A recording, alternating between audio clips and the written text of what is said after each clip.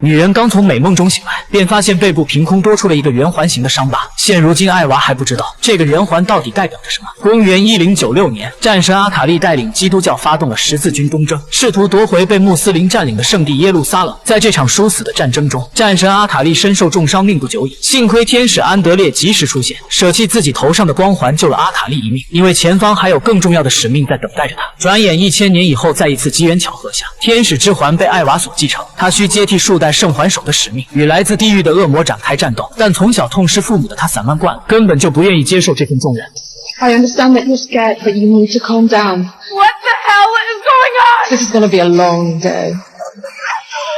就连其他修女也觉得他是烂泥扶不上墙，不愿与他有过多的接触。唯独文森特神父相信圣环选择了艾娃是上天的旨意，为此他还向主教立下了军令状。与此同时，之前艾娃刚结识的小伙伴们像以往一样锁定了新的豪宅作为猎物。不过刚一开门，就看到萨尔维博士已经恭候他们多时。其实萨尔维并不是狗拿耗子，他是冲着艾娃来的，并不怒自威地将联系方式留给了他们。原来自从他们搅乱了发布会后，他通过监控知道艾娃能和上古圣盾产生共鸣，于是就突然对他来了兴趣。反观教会这边，艾娃正在接受成为修女战士的训练，而她的对手就是本该继承圣环的丽丝。在丽丝的眼中，对方就是眼中钉肉中刺。就在她被动挨揍时，圣环激发了新的技能。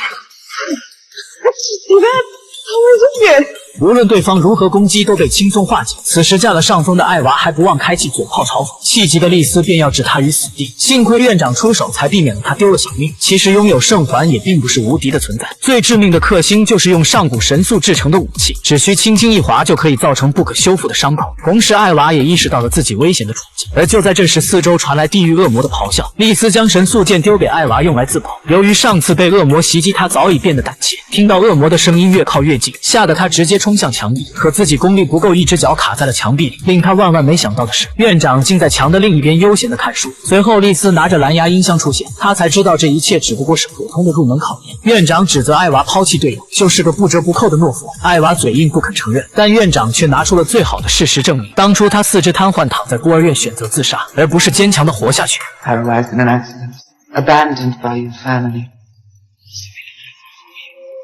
You were about to age out of the orphanage. She said that you knew you couldn't survive on your own, and you felt helpless. She's lying. If I wanted to die, I wouldn't have just run away. Of course you ran away. You're a coward. 院长的话句句尖锐，每个字都如针一般扎在艾娃的心上。直到文森特的突然出现，才阻止了院长的杀人诛心。经过艾娃深思熟虑的考虑后，给文森特留下一封告别信就离开了。而这也让立下军令状的文森特十分被动。杜雷蒂借此机会正好接管了教会，他下的第一道命令是潜入萨尔维的实验室，偷回遗失多年上古天神的圣物。虽然大家不屑于偷盗的行为，可毕竟军令如山。